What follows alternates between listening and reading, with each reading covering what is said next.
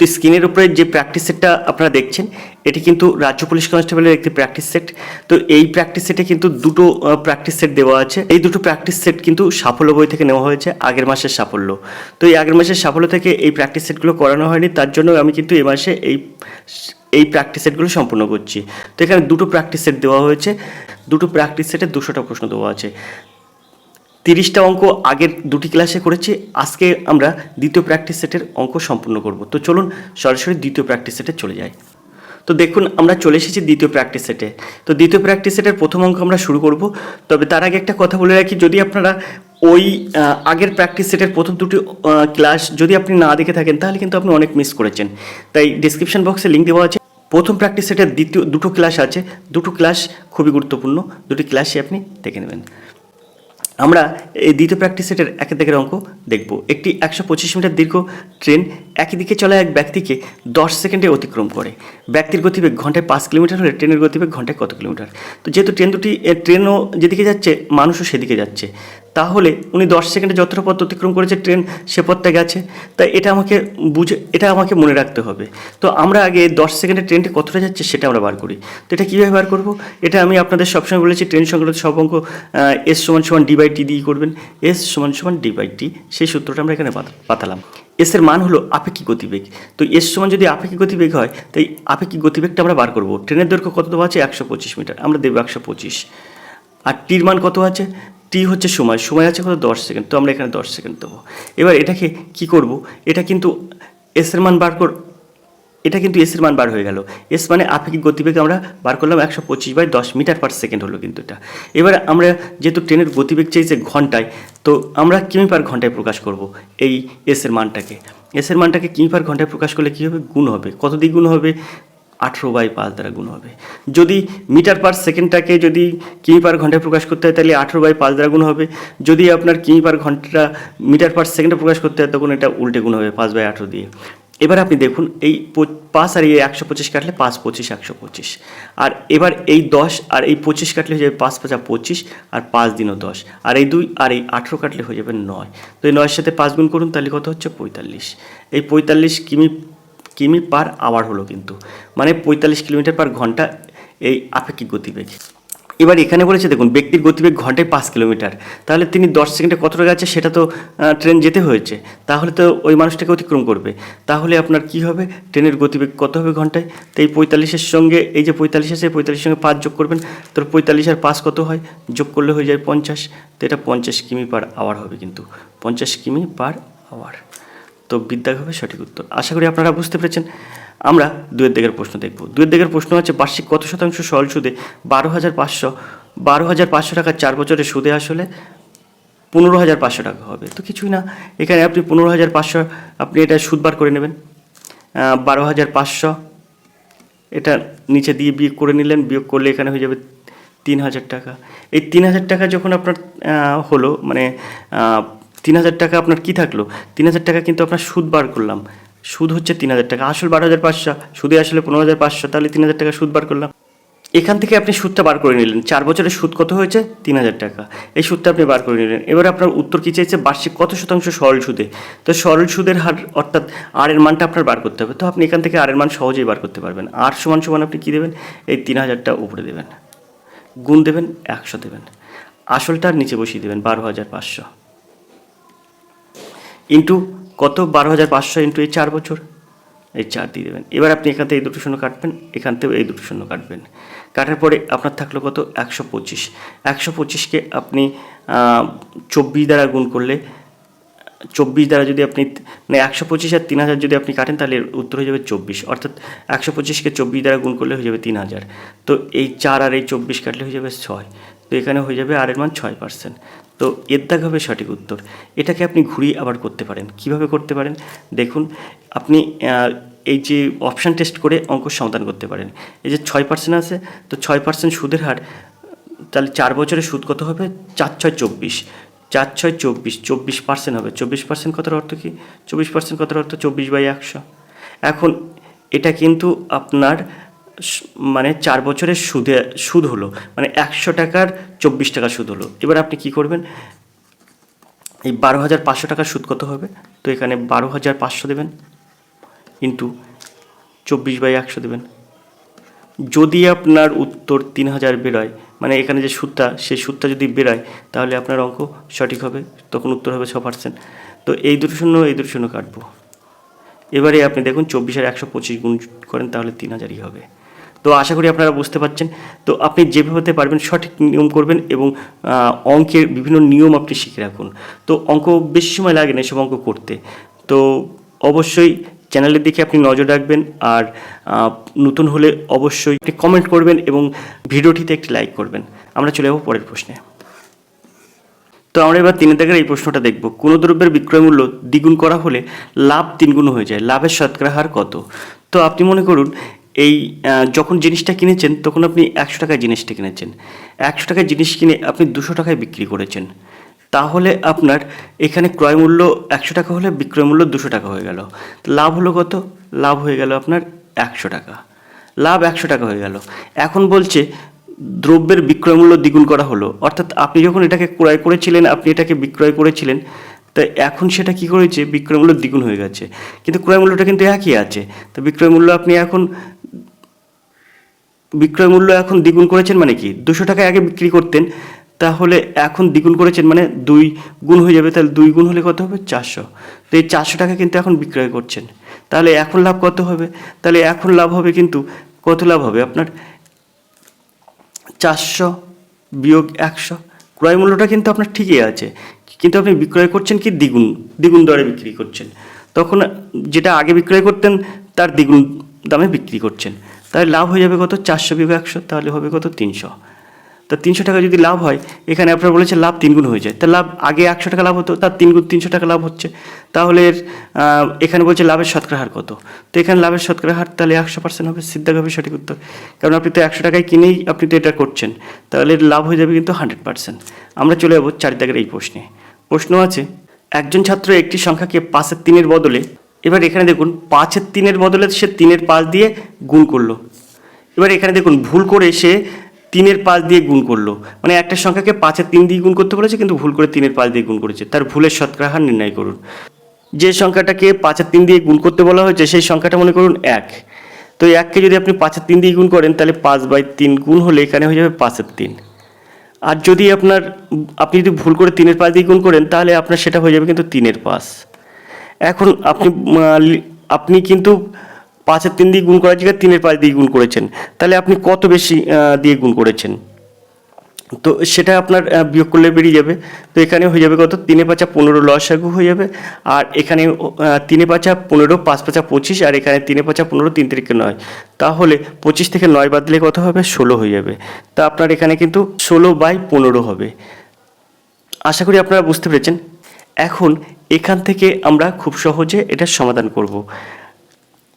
তো এটা কিন্তু বেশি লিখেছেন আপনি, এটা মানে ক্যালকুলেশন দাঁড়াইছে এটা। এবার এখানে বলছে তার ভুলের শতকরা হার নির্ণয় করুন। তো ভুল করে যদি এটা করে ফেলেছে, তার মানে বেশি এটা লিখেছে, তাহলে আপনার লেখার মানে গুণ করার কথা ছিল কত? এই মানে 5/3, এই 5/3 দ্বারা গুণ করতে, মানে 5/3 ভুল হয় কত? এই 16/5, 16/15। তাহলে একে কত? একে এই 16/15 ওপরে থাকবে, আর নিচে থাকবে কত? 5/3।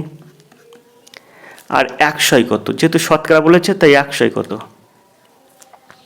তো এখানে আপনি 100 গুণ করে দেবেন। এবার এটাকে ক্যালকুলেশন করলে আপনার সহজেই উত্তর বেরিয়ে যাবে। তো এটার ক্যালকুলেশন কেমন হবে? তো এখানে আমরা কি করব? এই 16/15 দেব, ইন্টু এটা উল্টে যাবে, 3 উপরে যাবে, 5টা নিচে চলে আসবে, ইন্টু এখানে 100 হয়ে যাবে। এটাকে আমরা কাটাকুটি করব। তো এই 3 আর এই 15 কাটলে হয়ে যায় 5, আর এই 5 আর এই 100 কাটলে হয়ে যায় 20, আর এই 20 আর এই 5 কাটলে হয়ে যায় 4। তা 4 × 64। তো এর 64% কিন্তু এর সঠিক উত্তর। ডির দাগ হবে সঠিক উত্তর। আশা করি আপনারা বুঝতে পেরেছেন। আমরা 5 দাগের প্রশ্নে চলে যাব। 5 দাগের যে প্রশ্নটা আছে দেখুন, 20টি সংখ্যার গড় হলো 0, এর মধ্যে সর্বাধিক কতগুলি সংখ্যা ধনাত্মক হতে পারে? তো এখানে 20টি সংখ্যার গড় 0 বলেছে, তাহলে এর মধ্যে সর্বাধিক কতগুলি সংখ্যা ধনাত্মক হতে পারে? তা আপনি 0 পাবেন, গড় 0 হয় কখন? 20টি সংখ্যা যদি 20/20 হয়, তাহলে আপনি এটার গড় পাবেন 0। তাহলে এখানে বলেছে ধনাত্মক সংখ্যা কটা হতে পারে, তাই ধনাত্মক সংখ্যা এখানে 19টা হতে পারে। 5-এর সঠিক উত্তর হবে সির দাগ। আমরা চলে যাবো 6 দাগের এই প্রশ্নে। প্রশ্ন আছে এইটা সমান সমান কত। তো এটা সমান সমান আপনার কত আপনার বার করতে হবে। তো আপনি এটাকে কিভাবে সহজে সমাধান করবেন, এটা 112 এরকম লিখবেন। তারপরে এখানে এই 5-এর মাথায় 4 মানে এখানে 5টা 4 মানে 4টি 5 দ্বারা এটাকে গুণ করতে হবে। এটাকে এরকমভাবে গুণ করলে আপনি সহজে এর উত্তর পেয়ে যাবেন। এখানে সিদ্ধাক হবে সঠিক উত্তর। এটা আপনি যদি গুণ করেন তাহলে এই 70,000 হয়ে যাবে। তো সিদ্ধাক হবে সঠিক উত্তর। আশা করি আপনারা বুঝতে পেরেছেন। আমরা চলে যাবো পরের প্রশ্নে। তো এখানে 7 দাগের প্রশ্ন যেটা আছে এটাকে আপনি কিভাবে সহজে সমাধান করবেন দেখুন। আপনি এটাকে কি ধরবেন, এটাকে ধরবেন এ আর এটাকে ধরবেন বি। তাহলে এটার এটাও এ এটা বি। তাহলে আপনার হলো কি এ স্কোয়ার, তাহলে আপনার হচ্ছে কি এ প্লাস বি এর এই whole square plus A minus B এর হোল স্কোয়ার। এখন এটাকে আপনি এ ধরেছেন আর এটাকে ধরেছেন বি, তাহলে এখানে এ গুণ হলে কি হয় স্কোয়ার প্লাস এটা গুণ করলে কি হয় বি স্কোয়ার। তো স্কোয়ার প্লাস বি স্কোয়ার হয়ে গেল। এখন স্কোয়ার প্লাস বি স্কোয়ার আর এখানে আছে A plus B whole square plus A minus B whole square. তাহলে এবার এখান থেকে আমরা এটা সমান সমান লিখতে পারি, এইটার সূত্র হয়ে যায় 2 এ স্কোয়ার প্লাস বি স্কোয়ার, আর নিচে এরকম স্কোয়ার প্লাস বি স্কোয়ার যেটা আছে সেটা থাকবে। তাহলে এখান থেকে সহজে এটা কাটতে পারি। তো শুধু ওপরে থাকবে কি, শুধু ওপরে থাকবে কিন্তু 2। তো এখানে এর সঠিক উত্তর হবে কিন্তু সির দাগ। আশা করি আপনারা বুঝতে পেরেছেন। আমরা চলে যাবো পরের প্রশ্নে। 8 দাগের প্রশ্ন দেখব, 3 অঙ্কের কতগুলি সংখ্যা 6 দিয়ে বিভাজ্য। তো দেখুন এখানে 3 অঙ্কের কতগুলি সংখ্যা 6 দিয়ে বিভাজ্য। তাহলে আমরা এরকম করতে পারি 6 গুণ 1 সমান সমান 6। 6 কিন্তু 6 দ্বারা বিভাজ্য। 6 গুণ 2 সমান সমান 6 দিনও 12। তাহলে এটাও কিন্তু 6 দ্বারা বিভাজ্য। কিন্তু এখানে বলছে 3 অঙ্কের কতগুলি সংখ্যা। তো আমরা যদি এই 150কে 6 দিয়ে গুণ করি তাহলে কত বার করতে পারবো, 6 আর 150 গুণ করলে হয়ে যায় কিন্তু 900। আর এই যে 175কে 6 দিয়ে গুণ করলে কত হয়, তো 5 ছক 30 শূন্য হাতে 3, 6 সাথে 42 3 45 5 হাতে 4, 6 1 6 আর 4 10। দেখুন 1050 হয়ে যাচ্ছে। তাহলে এখানে 175 যদি গুণ করি তাহলে 1050 হয়ে যাচ্ছে, কিন্তু এই 100কে 6 দিয়ে গুণ করলে হয়ে যাচ্ছে কিন্তু 600। তাহলে এটা কিন্তু 3 অঙ্কের কতগুলি সংখ্যা 6 দিয়ে বিভাজ্য। তো 600 পরেও কিন্তু 900 আছে, তাই আপনাকে এখানে উত্তর করতে হবে কি। তো এখানে বলেছে আপনার 3 অঙ্কের কতগুলি সংখ্যা 6 দিয়ে বিভাজ্য। তো যেহেতু এখানে 3 অঙ্কের সংখ্যা 900 হচ্ছে, তাই 150টি সংখ্যা কিন্তু 6 দ্বারা বিভাজ্য, অর্থাৎ এর দাগ হবে সঠিক উত্তর। আশা করি আপনারা বুঝতে পেরেছেন। এখানে কিন্তু 175টা সংখ্যা হলে তখন কিন্তু বেশি হয়ে যাচ্ছে, তাই এখানে এর সঠিক উত্তর হবে কিন্তু এর দাগ। আমরা চলে যাবো পরের প্রশ্নে। 9 দাগের প্রশ্ন আছে, এইটা সমান কত। এটা তো আপনি জানবেন, কারণ এটা দিয়ে ভাগ করলেই এটা হয়ে যাবে। 4 5 দুটো শূন্য দিয়ে এবার আপনি ক্যালকুলেশন করবেন, তাহলে এখান থেকে সহজে উত্তর আপনি ক্যালকুলেশন করতে পারবেন। তো এখানে দেখবেন এই এর দাগ হবে সঠিক উত্তর। এটা এই মানে সামান্য ভগ্নাংশে পরিণত করবেন, দেখবেন 3/4 হয়ে যাবে। তো এবার আমরা চলে যাবো এই 10 দাগের প্রশ্নে। তো প্রশ্নটা একটু ওপর দিকে তুলব। এখানে বলছে 17 স্কোয়ারকে 18 দিয়ে ভাগ করলে কত ভাগশেষ থাকবে। তো 17 স্কোয়ারকে আপনি 18 দিয়ে ভাগ করুন, তো 17 গুণ 17/18। তো এখানে বলছে কত ভাগশেষ থাকবে, তা 17 17 কত, 17 17 289। 289কে আপনি 18 দিয়ে ভাগ করুন, তাহলে এখানে আমি লিখলাম 18 আর এখানে 289। আপনারা মনে করবেন যে এরকম সহজ অঙ্ক পড়বে না, এরকম সহজ অঙ্কই পড়বে, কিন্তু আপনি ধরতে পারবেন না অঙ্ক। এই যে এর আগের অঙ্কটা দিলাম, এর আগের অঙ্কটা আপনি ওইভাবে অপশান টেস্ট ছাড়া আপনি করতেই পারবেন না। তো এখানে আমরা কিভাবে এটা সমাধান করব, 18কে 18 করব, আর এখানে থাকবে 10, এখানে থাকবে 9, এখানে 6 18 108। তো এখান থেকে 1 অবশিষ্ট থাকছে, তো এর দেখাবে সঠিক উত্তর। আমরা 11 দাগের প্রশ্নে চলে যাব। 15 25 40 75 দিয়ে বিভাজ্য 4 অঙ্কের বৃহত্তম সংখ্যা কোনটি। এখানে কিন্তু বলছে 4 অঙ্কের বৃহত্তম সংখ্যা কোনটি। আবার এখানে বলছে 15 25 40 আর 75 দিয়ে বিভাজ্য হবে। তো এখানে 11 দাগের আপনি কীভাবে নিমেষে এগুলো সমাধান করবেন দেখুন। এখানে 15 25 40 75 আপনি কি করবেন, লসাগু করবেন।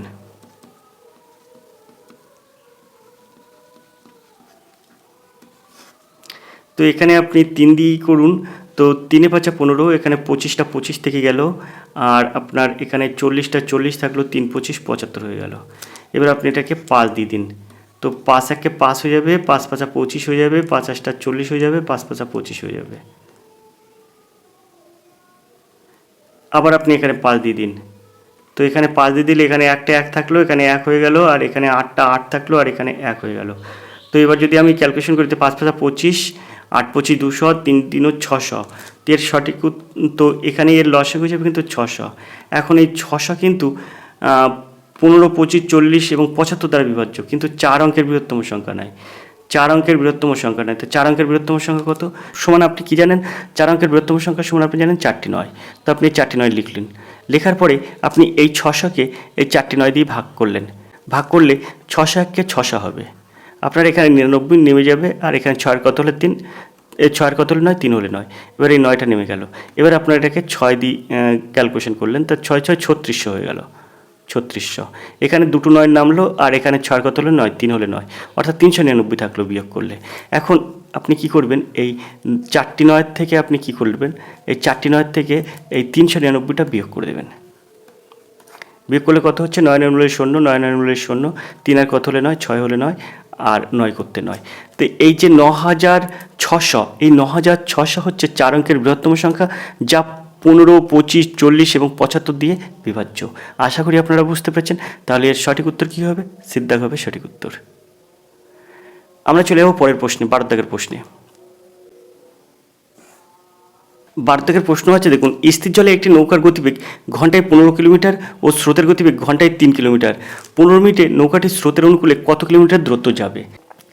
তো এখানে আপনার দেখা যাচ্ছে, আপনার এখানে আছে কি, নৌকার গতিবেগ ঘন্টায় 15 কিলোমিটার এবং স্রোতের গতিবেগ ঘন্টায় 3 কিলোমিটার। 15 মিনিট নৌকাটি স্রোতের অনুকূলে কত দূরত্ব যাবে যেহেতু বলেছে, তাহলে আপনি অনুকূলের গতিবেগটা আপনি বার করবেন। তো এখানে 15 কিলোমিটার আর এখানে 3 কিলোমিটার। এখানে হচ্ছে নৌকার গতিবেগ 15 কিলোমিটার আর স্রোতের গতিবেগ 3 কিলোমিটার। তাহলে অনুকূলের বেগ কত হবে? তো অনুকূলের বেগ সমান সমান এই 15-র সঙ্গে 3 যোগ হয়ে যাবে, 15 যোগ 3, তাহলে কত হবে? 18। এই 18 কিমি পার ঘন্টা হয়ে যাবে কিন্তু মানে অনুকূলের বেগ। এখন এখানে বলছে 15 মিনিট নৌকাটি স্রোতের অনুকূলে কত কিলোমিটার যাবে। তাহলে এখানে দেখুন 1 ঘন্টা যাচ্ছে কতটা? 18 কিলোমিটার।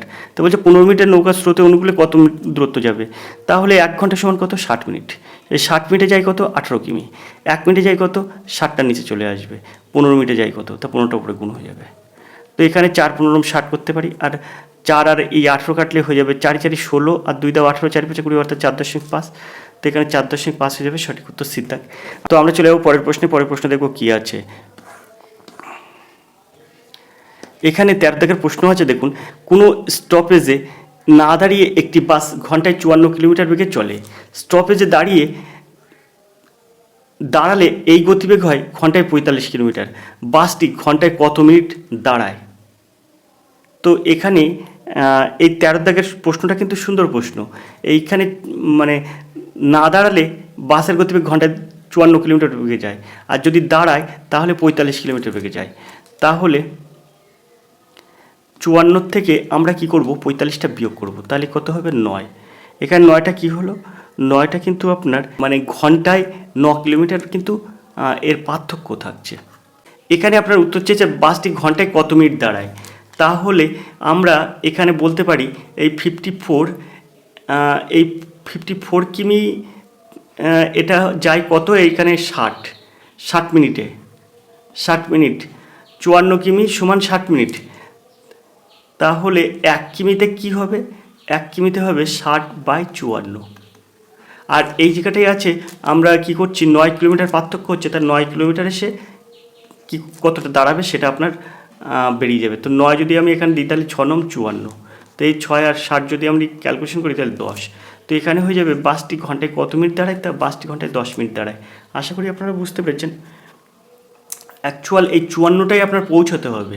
তার 45 থেকে আপনার পার্থক্য আছে 9 কিমি। এখন 9 কিমি মানে ঘন্টায় পার্থক্য হচ্ছে 9 কিমি। এবার ওইটা কত মিনিট পর্যন্ত মানে অন্তর দাঁড়াচ্ছে সেটা আপনার বার করতে হবে। আশা করি আপনারা বুঝতে পেরেছেন। আমরা চলে যাবো পরের প্রশ্নে। এখানে 16 দাগের প্রশ্ন আছে, প্রথম 5টি মৌলিক সংখ্যার যোগফল কত? তো প্রথম 5টি মৌলিক সংখ্যার যোগফল, আমরা মৌলিক সংখ্যা কাকে বলি? তো মৌলিক সংখ্যা হচ্ছে সেই সংখ্যা যে সংখ্যাটা সেই সংখ্যা এবং 1 দ্বারা ভাগ করলে মিলবে, তাদের কি বলবো? মৌলিক সংখ্যা। তো দেখুন 2 একটি মৌলিক সংখ্যা, তারপরে 2 এর পরে 3 একটি মৌলিক সংখ্যা, 3-এর পরে 5 একটি মৌলিক সংখ্যা, 5-এর পরে 7 একটি মৌলিক সংখ্যা, 7-এর পরে 11 একটি মৌলিক সংখ্যা। এখন বলেছে প্রথম 5টি মৌলিক সংখ্যার যোগফল কত। তো এখানে 1 2 3 4 5 করলাম, এখানে 3 আর 2 5, 5 আর 5 10, 10 আর 7 17, 17 আর 11 কত হয় 28। তো এর সঠিক উত্তর হবে কিন্তু 28, সিদ্ধাক হবে সঠিক উত্তর। এখন 2 কিন্তু মৌলিক সংখ্যা যৌগিক সংখ্যা আপনি দুটোই বলতে পারেন, কারণ প্রথম 5টা মৌলিক সংখ্যা বলেছে, তাই আপনার 2-এর থেকে ধরতে হবে। এবার আপনি চলে যান 17 দাগের প্রশ্নে। এগুলির মধ্যে ক্ষুদ্রতম সংখ্যা কোনটি? এই যে অপশান আছে, এই অপশানের মধ্যে আপনার ক্ষুদ্রতম সংখ্যা কোনটি? তো দেখুন, এই অঙ্কটা আপনার যদি ঘুড়ি এরকম পড়তো, এই 2 এখানে 1-এর 2, তারপরে 3, এই 5-এর 2, আবার এখানে দেখাচ্ছে 5 100, তারপরে 4 200, এরকম দেওয়া থাকলে একটা আলাদা ব্যাপার ছিল। কিন্তু এখানে যেহেতু বলেছে, দেখুন এখানে 250 দিয়েছে, এখানে 150 দিয়েছে, এখানে 100 দিয়েছে, এখানে 200 দিয়েছে, তাই আপনার এখান থেকে বলছে এগুলোর মধ্যে ক্ষুদ্রতম কোনটি। তো আপনি সরাসরি এটা গুণ করে দেবেন, তো এখানে 250 দিনও 500 হয়ে যাবে, আর এখানে 3 450 হয়ে যাবে, আর 5 100 500 হয়ে যাবে। এগুলো কিন্তু এরকমভাবে করা না, কিন্তু এইগুলো এরকমভাবে করলে আপনি সহজে সমাধান করতে পারবেন। এখানে 4 দিনও 800 করবেন। এবার এর মধ্যে যেটা সবচেয়ে বড় সেটা সবচেয়ে ক্ষুদ্রতম, এবং তারপরে যেটা সবচেয়ে বড় তারপরের সংখ্যা সেটি হবে। তো আশা করি আপনারা বুঝতে পেরেছেন। তো এখানে সবচেয়ে বড় যেটা সেটা হচ্ছে ক্ষুদ্রতম, এখানে 800 হচ্ছে সবচেয়ে বড়, তার সেটা হচ্ছে ক্ষুদ্রতম। তো এখানে ডিদ্দাগ হবে সঠিক উত্তর। 4-এর মাথায় 200 আছে, সেটা হচ্ছে ক্ষুদ্রতম। আশা করি আপনারা বুঝতে পেরেছেন। অঙ্কের নিয়ম কিন্তু এটা না, যদি অঙ্কটা ঘুরি এরকমভাবে পড়তো তখন কিন্তু অঙ্কটা আমি আবার ঘুরি অন্যরকমভাবে করতাম। যেহেতু এখানে এরকম সংখ্যাগুলো দিয়ে দিয়েছে, তাই আমি কিন্তু এরকম একটা সহজ পদ্ধতিতে করে দিলাম। তো আশা করি আপনারা বুঝতে পেরেছেন, এটা হবে ডিদ্দাগ সঠিক উত্তর। আমরা চলে যাবো পরের প্রশ্নে। 18 দাগের প্রশ্ন আছে, 126 টাকা প্রতি কিলোগ্রাম দরের 135 টাকা কিলোগ্রাম দরের আরও একটি ভিন্ন দরের চাল 1:1:2 অনুপাতে মিশিয়ে 153 টাকা প্রতি কিলোগ্রাম দরে বিক্রি করা যায়। তৃতীয় ধরনের প্রতি কিলোগ্রাম চালের দাম কত? তো আমরা মনে করছি 126 টাকা দরে 1 কিলোগ্রাম, 135 টাকা কিলোগ্রাম দরে 1 কিলোগ্রাম চাল, আর যেটা ভিন্ন ধরনের চাল সেটা আপনি 2 কিলো কিনেছেন। তো এখানে 126, 1 কিলো চালের দাম 126 টাকা, আর এখানে 135 টাকা। তাহলে কত হচ্ছে? 126 যোগ 135। তো আপনি এখানে কত পাচ্ছেন? 6 আর 5 11, 1 হাতে 1, 3 আর 2 5, আর 1 6, আর 1 আর 1 2, 261 টাকা এখানে আপনার পড়ছে। এবারে 2 কিলো চাল কিনেছেন, সেটা কিন্তু ভিন্ন টাকায়। এবার আপনার এখানে বলছে সেই অনুপাতে মিশিয়ে 1:1:2 অনুপাতে মিশিয়ে 153 টাকা প্রতি কিলোগ্রাম দরে বিক্রি করা যায়। তো এখানে মোট চাল হবে কত? 1 আর 1 2 আর 2 4। তো 153কে আপনি 4 দিয়ে গুণ করুন, তা 153। এটাকে আমি 4 দিয়ে গুণ করলে কত হবে? তো এখানে হয়ে যাবে 3 4 12, 2 হাতে 1, 4 5 60 আর 1 61, অর্থাৎ 612 টাকা। তো 612 টাকা যদি হয়, তাহলে এখান থেকে আপনি 261 বিয়োগ করুন। 261 বিয়োগ করলে কত হচ্ছে? 6 আর কত হলে 11, 5 হলে 11, হাতে 1, 2 আর 1 3, 3 আর কত হলে 6, 3 আর 3 হলে 6। এখন হচ্ছে 351 টাকা। এখন এই 351 টাকাটাকে আপনি 2 দিয়ে ভাগ করুন, তাহলে কিন্তু তৃতীয় ধরনের চাল বেরিয়ে যাবে, তৃতীয় ধরনের চালের মূল্য বেরিয়ে যাবে। তো 351/2। তো এটাকে যদি আমি কাটাকুটি করি, তাহলে এখানে হয়ে যাবে 17 দিনে 34, আর 1 দাও 35, 5 দিনে 10, আর 1 দাও 11, 5 দিনে 10, অর্থাৎ 175.5। তো 175.50 টাকা, অর্থাৎ বিদ্যাগ হবে সঠিক উত্তর। আশা করি আপনারা বুঝতে পেরেছেন। খুব সুন্দরভাবে এসব অঙ্ক সহজে সমাধান করা যায়। তো এবার আমরা চলে যাবো পরের প্রশ্নে। পরের প্রশ্ন দেখব কী আছে। তো 19 দাগের প্রশ্ন দেখব। তো 19 দাগের এই প্রশ্ন, এখান থেকে বাকি প্রশ্নগুলোর সমাধান কিন্তু আমরা পরের ক্লাসে করব। আজকের ক্লাসটা আমরা এই পর্যন্ত রাখবো। পরের ক্লাস দেখার জন্য অবশ্যই চ্যানেলের দিকে নজর রাখুন, দেখতে থাকুন আর এডুকেশন স্কুল। তো আজকের ক্লাস এই পর্যন্ত, দেখা হবে পরবর্তী ক্লাসে। ততক্ষণ আপনি ভালো থাকুন, সুস্থ থাকুন। ধন্যবাদ, আপনার দিন শুভ হোক।